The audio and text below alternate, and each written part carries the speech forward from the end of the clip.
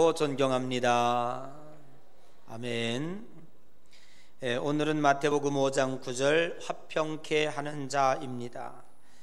예수님이 태어나셨던 팔레스틴만큼 평화를 갈망하는 곳 또한 없을 것이다 생각합니다. 고대로부터 여러 제국의 각축장이었던 중동 지역은 그야말로 지구 땅덩어리에 화약고가 되어 왔고 한시도 전쟁이 그칠 날이 없었습니다. 무고한 백성들의 피가 땅을 적시고 한숨과 탄식 소리가 솟아나는 것이 바로 중동 지역이었습니다. 이스라엘을 방문해 보면 그 위기가 전쟁이 실감됩니다. 그렇게 작은 나라에 길 하나 두고 유대 민족과 팔레스타인 민족이 함께 살아갑니다. 철조망도 없습니다. 경계선도 없습니다. 그런데 총뿌리를 겨누고 있습니다. 아무 때든지 전쟁이 일어날 수 있는 그러한 급박한 상황 속에서 그들이 살고 있습니다. 그냥 매일매일 전쟁터에서 숨쉬며 살아가고 있다고 해도 과언은 아닐 것입니다. 여러분, 우리가 잘 알고 있듯이 그 나라의 인사말을 보면 역사적인 배경과 또 고통을 가늠해 볼 수가 있습니다. 우리는 처절한 보릿고개를 넘어야 했고 배고픔과 굶주림을 이겨내야만 하는 척박한 가난의 고통에서 우리 민족은 지내왔습니다. 그래서 늘 인사말이 밥 먹었느냐, 또 어른들을 만나면 진지 잡수셨습니까? 저희 어렸을 때에도 늘 어르신들 만나면 길거리에서 진지 잡수셨습니까? 이렇게 인사를 드려요. 그건 뭐냐 하면 얼마나 밥을 못 먹고 사는 집들이 있었는가 하는 것을 우리들에게 대변해주고 있습니다. 서양 사람들은 나름 그래도 살기가 좋았던 것 같습니다. 그래서 아침에 일어나면 굿모닝 하고 인사를 하고 또 오후가 되면 굿 애프터눈 이렇게 인사를 합니다. 그러니까 좋은 아침, 좋은 저녁, 또 굿나잇, 그리고 좋은 밤 되십시오 이러고 이제 낭만적으로 인사를 건넵니다. 아랍 사람들은 인사말을 살람이라고 인사합니다. 이 살람이라고 하는 말의 뜻은 평안이라는 뜻입니다. 그래서 마야 살라마 그러면 당신에게 평안이 있기를 원합니다, 그런 뜻이에요. 자, 우리 옆 사람에게 마야 살라마 해보세요. 살라마. 당신에게 평안이 있기를 바랍니다, 그런 뜻이죠. 역시 이스라엘 사람들도 유사한 인사말을 쓰고 있습니다. 성경에 자주 언급되고 있는 것처럼 샬롬이라는 말을 씁니다. 이 말도 역시 평안, 평화라고 하는 뜻입니다. 얼마나 많은 전쟁을 치렀고 또 간밤에도 전쟁 없이 또 피 흘림 없이 잘 잤느냐, 아무 문제 없느냐, 그래서 샬롬이라고 하는 인사를 합니다. 그래서 죽일 놈보다 나아요, 샬롬. 그러니까 아주 인사말이 독특합니다. 예루살렘이라는 뜻도 역시 평화의 도성이라는 뜻을 가지고 있습니다. 진짜 예루살렘이 평화로워서 예루살렘이 아니고 수많은 전쟁을 치르고 지금도 우리 이 세계의 3대 종교의 성지가 한 예루살렘이라고 하는 그 한 성에 다 들어와 있습니다. 그러니까 언제든지 종교 전쟁이 일어날 수도 있는 그러한 아주 정말 일촉즉발의 그 위기를 언제나 겪고 있는 도시가 바로 예루살렘입니다. 그래서 얼마나 평화를 갈망하고 얼마나 전쟁이 없는 그러한 성읍을 갈망했으면 그 이름을 예루살렘이라 이렇게 지었을까요? 물론 그것은 또 영적인 의미가 담겨져 있습니다만은 아마 거기에 사는 사람들은 평화가 매우 심각했던 것 같습니다. 오늘 여기 본문의 말씀에 화평케 하는 자라고 하는 말씀을 우리들에게 하고 있습니다. 오늘 여기 이 화평케 하는 자, 이 화평이라는 말은 두 가지 단어의 합성어인데 여러분들은 아마 잘 아실 겁니다. 에이레네라는 말을 많이 쓰지요. 이 에이레네라고 하는 말은 평화입니다. 평화. 에이레네. 뭣도 모르고 사람들이 쓰고 있습니다만은 이 에이레네라고 하는 말은 평화라고 하는 뜻이에요. 근데 화평케 한다. 이 화평케라고 하는 단어는 두 가지 단어가 뜻이 있는데 에이레네라고 하는 단어와 포이오스라고 하는 단어가 합쳐졌는데 이 포이오스는 행하는 자, 실천하는 자, 만드는 자 이런 뜻이 있습니다. 그러니까 에이레네 포이오스라고 말하면 평화를 만드는 자라고 하는 뜻이 있는 거예요. 그러니까 화평케 하는 자, 에이레네 포이오스 이렇게 얘기할 수 있죠. 그러니까 화평케 하는 자, 그 말은 에이레네 포이오스 그런 뜻입니다. 그러니까 평화를 만들어내는 자다라고 하는 뜻이죠. 영어로 말하면 피스메이커를 가르치고 있습니다. 여러분, 이 화평이라는 말에는 아주 대단히 적극적인 의미가 담겨져 있습니다. 남을 해치거나 남을 모함하거나 그리고 남의 흉을 보거나 그리고 누굴 때리거나 이렇게 하는 행위를 안 하고 나 혼자 가만히 앉아 있었다. 평화로운 사람이죠, 그죠? 평화를 이루는 사람이죠. 남에게 해치지 않았으니까. 그리고 또 산속에 들어가서 속세를 뒤로 하고 나도 그냥 가만히 남에게 전쟁도 일으키지 않고 남을 해치지도 않고 강도짓하지도 않고 그랬으니까 나는 죄가 없다 이렇게 이야기할 수 있습니다. 이거는 불교적으로 볼 땐 맞아요. 그러나 우리 기독교인의 입장에서 볼 때는 맞지 않습니다. 오늘 이 화평케 하는 자라고 하는 여기에는 대단히 적극적이고 대단히 능동적인 의미가 담겨져 있다고 하는 사실입니다. 내가 남을 공격하거나 남을 때리거나 남을 해치거나 그러지 않았다고 할지라도 자기가 있는 가정이 좀 불편해졌다면 적극적으로 화목함을 만들어내야 합니다. 이웃과의 관계가 소원해졌다면 그냥 안 보면 그만이지 하고 문제를 회피하는 것이 아니라 적극적으로 개입해서 평화를 만들어내야 된다. 아름다운 관계를 만들어내야 된다. 그 말이에요. 그래서 우리가 하늘나라 가면 이 세상에 없는 죄목이 하나가 있다고 합니다. 그 죄목이 뭐냐면 아무것도 안 한 죄가 있답니다.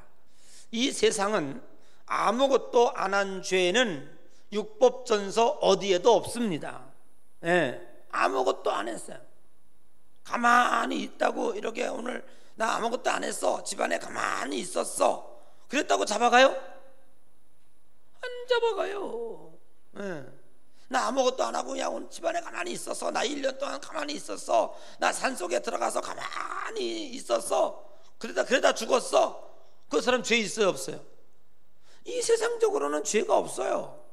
어느 누구도 그를 죄인이라고 하지 않아요. 그런데 하나님은 그 사람을 죄인이라고 그래요. 왜? 너는 아무것도 하지 않았다. 나는 너를 이 세상에 보낼 때에 아무것도 안 하기 위해서 세상에 보낸 것이 아니라 무엇인가를 하라고 보낸 거예요.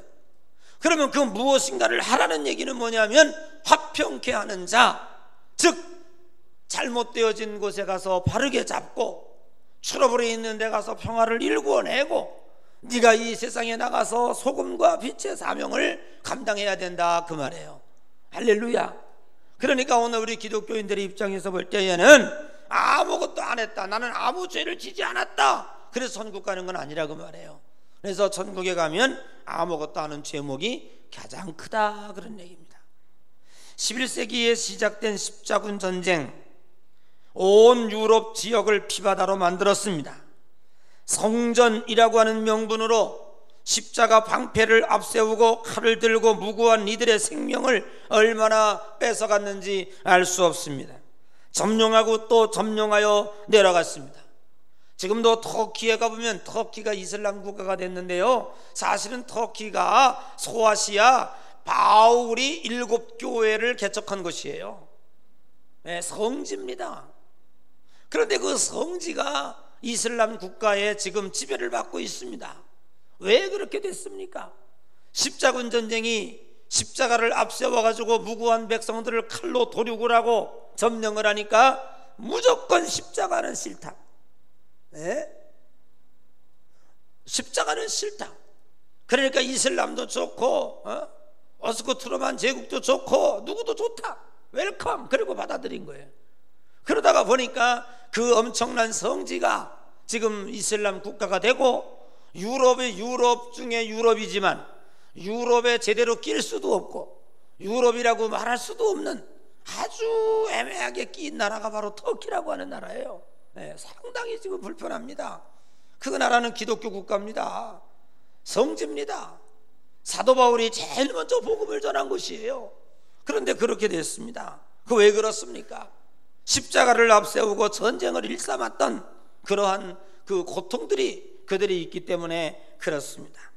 그럴 때에 이탈리아 아시스라고 하는 작은 도시에 성자 성 프란시스코가 있었습니다.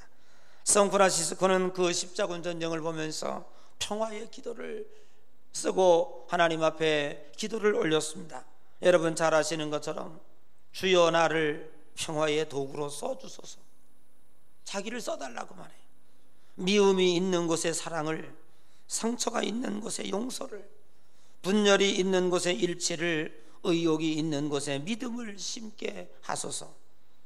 위로받기보다는 위로하며, 이해받기보다는 이해하며, 사랑받기보다는 사랑하며 자기를 온전히 줌으로써 영생을 얻기 때문이니 주여 나를 평화의 도구로 써 주소서. 여러분, 우리 기독교인들의 기도는 가만히 있다고 되는 것이 아니라 내가 희생을 하고 내가 죽어지고 내가 낮아져서 평화를 이룰 수가 있다면 주여 나를 평화의 도구로 써 주소서. 내가 죽어서 십자군 전쟁이 끝이 날 수 있다면 주님 나를 죽여서라도 이 전쟁을 끝나게 해달라고 간절한 기도를 그 성에서 올렸던 아시스의 성자 성 프란시스코였다고 하는 사실을 오늘 우리는 깨닫게 됩니다. 기독교인은 트러블 메이커가 아니기 때문에 된 것이 아니라 화평을 만드는 자, 하나님의 아들이라 일컬음을 받는 자는 피스메이커, 즉 평화를 만들어내는 적극적인 자가 되어져야 된다고 하는 사실입니다.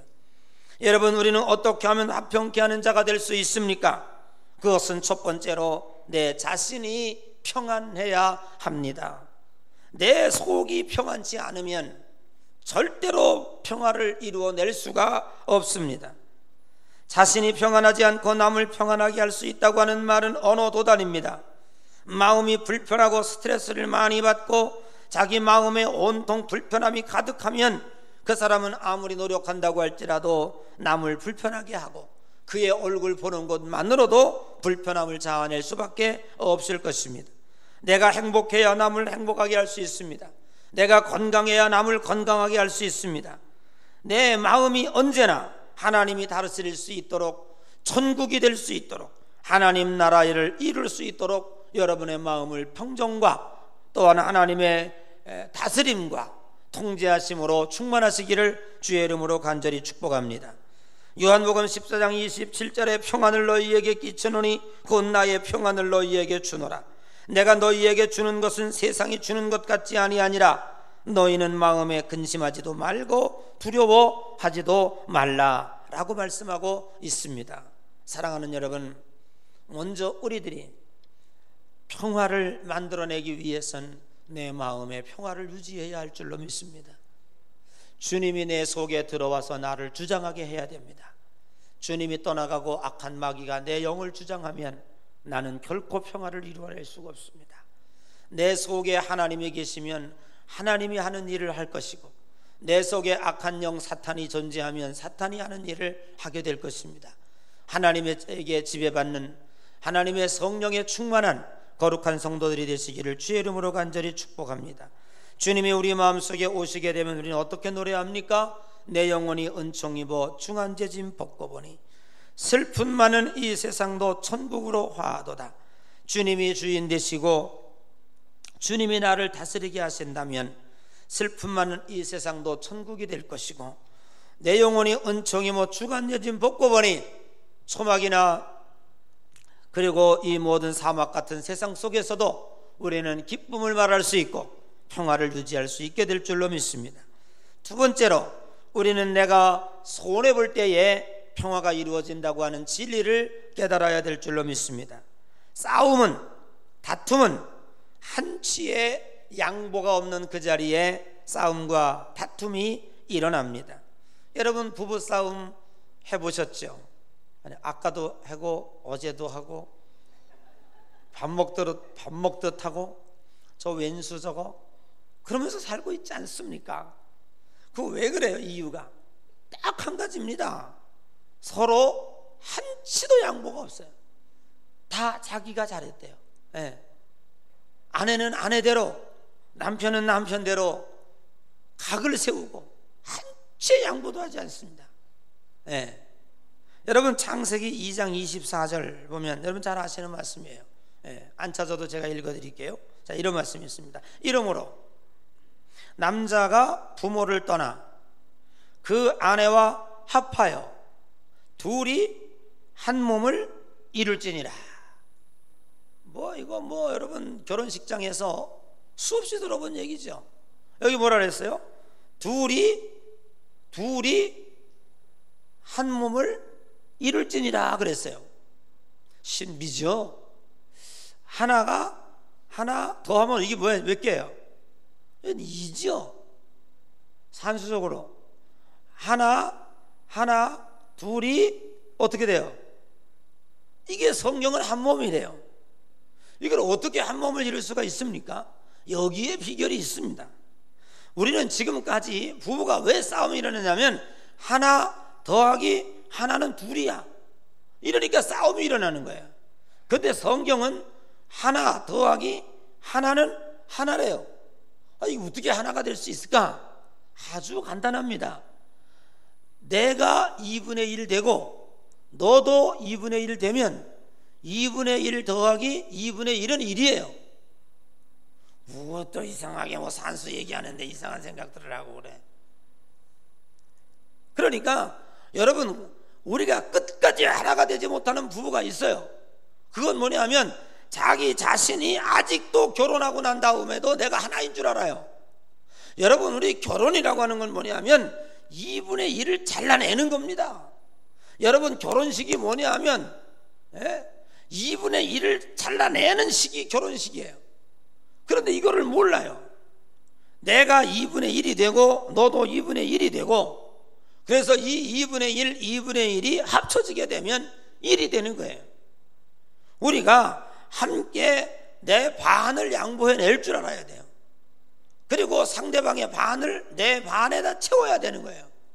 그렇게 되면 아름다운 조화를 이루게 되고 아름다운 가정을 이루게 되고 그 가정은 싸움이 없어지는 거예요. 그래서 제가 늘 언제나 결혼 주례할 때에 그런 얘기를 합니다. 협상의 달인이 되라. 결혼이라고 하는 것은 협상을 하는 거예요. 폴 틸리는 협상의 법칙, 대화의 법칙을 이렇게 얘기했습니다. 2분의 1을 내려놓고 상대방의 2분의 1을 받아들일 때 대화의 법칙은 가능하다, 이렇게 얘기했습니다. 이게 폴 틸리의 대화의 법칙입니다. 요즘 우리나라 일본과 한치의 양보도 없이 양국 정상이 각을 세우고 있습니다. 일본은 일본대로 수출 규제와 여러 가지 방법으로 우리를 제재하고 있습니다. 우리도 우리대로 아주 날선 검으로 맞서고 있습니다. 이거 어떻게 풀리겠어요? 참 답이 안 나오는 일입니다. 이거 한번 정상이 각을 세우면 장관들끼리 각 세운 거는요 대통령 총리가 풀 수 있어요. 그런데 이거 정상끼리 각을 세운 거는요 나라의 자존심이 있기 때문에 이거 풀리기가 어려운 거예요. 그래서 일본과 우리나라의 이 문제는 상당히 오래 갈 것이다. 네. 그리고 미국 입장에서 볼 때는 이걸 아주 즐기고 있습니다. 네. 아주 즐기고 있습니다. 우리가 지금 이 국가가 대단히 지금 이 미국 입장에서 볼 때에는 상당히 불안하기 그지없는 거예요.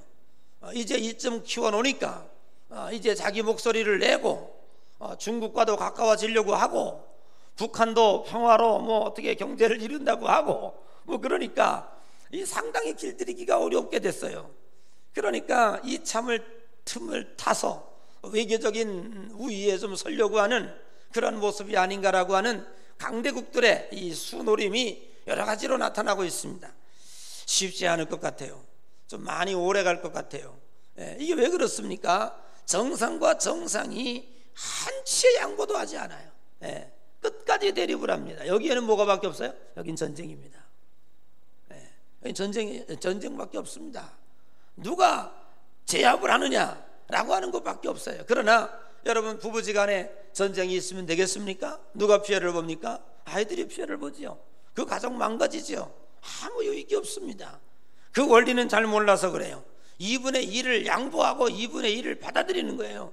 그렇게 될 때 한 몸이 되는 거예요. 사랑하는 성도 여러분, 하나님께서 우리에게 진리를 가르쳐 주었습니다. 내가 손해볼 때 평화가 이루어진다고요. 내가 이익을 보려 달려드는 곳에는 절대로 평화가 이루어지지 않습니다. 너 먼저 손해봐. 너가 먼저 손해봐. 이제 외나무다리에서 이제 양 둘이 만났어요. 이거 어떻게 건너갑니까?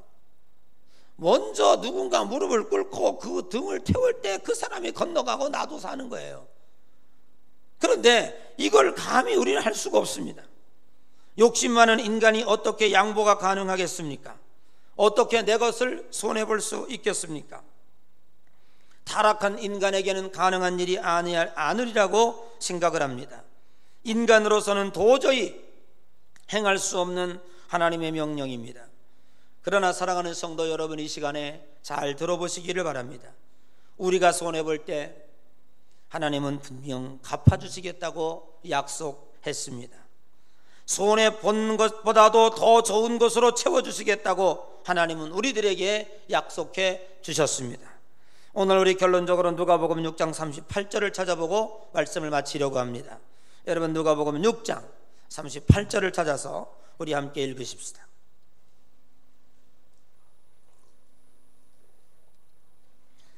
찾으셨으면 아멘. 자, 함께 읽습니다. 시작.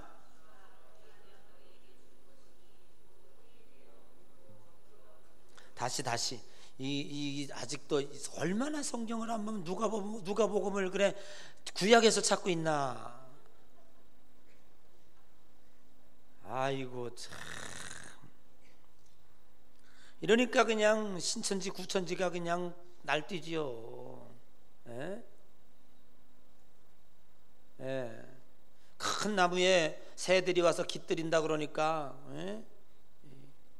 큰 나무는 성도들을 가리키고 거기에서 오는 새는 기성 목사들이라고 그러고, 그래서 목사들이 거기 열매를 다 쪼아먹고 간다고 그러고, 그러니까 기성 목사들은 너희를 해롭히는 자니까 신천지로 와라. 그러니까 우르르 몰려가서 야 그럴듯하지. 참, 그거 참 답답한 노릇이에요. 자, 거긴 거기까지 하고. 자, 다 찾으셨어요? 자, 찾으면 아멘. 자, 읽으십시다. 시작.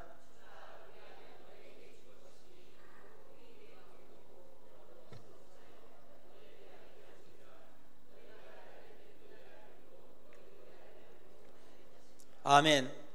여러분, 우리는 절대로 손해볼 수 있는 인간이 아닙니다. 너 손해봐라. 어떻게 손해봅니까? 남의 것을 뺏어도 시원찮은 사람이 인간입니다. 인간에게는요, 손해봐라, 희생해라, 양보해라, 이거 어울리지 않아요. 절대 불가능한 단어입니다. 손해볼 수 있는 인간이 아니에요. 그런데 어떻게 손해가 가능한가? 어떻게 우리들이 양보할 수 있는가? 여러분, 평화의 키는 여기에 달려 있습니다. 내가 어떻게 양보할 수 있는가? 열불이 나서 양보 못합니다. 3일 밤잠을 설치고 잠이 안 옵니다. 왜? 당했다는 것 때문에, 손해봤다는 것 때문에 자존심 상하고 견딜 수가 없습니다. 그런데 우리는 가능합니다. 우리는 왜 가능한가? 내가 손해볼 때 주라, 그리하면 너희에게 줄 것이니 곧 후히 되어 누르고 흔들어 넘치도록 하여 너희에게 안겨 주리라. 여러분, 우리들이 손해보는 것 같지만 그 손해본 것이 오히려 하나님의 헤아림으로 우리들에게 돌아온다고 하는 하나님의 약속을 믿고 사는 성도들인 줄로 믿습니다. 그래서 우리는 지는 자가 이기는 자입니다. 양보하는 자가 승리하는 자입니다.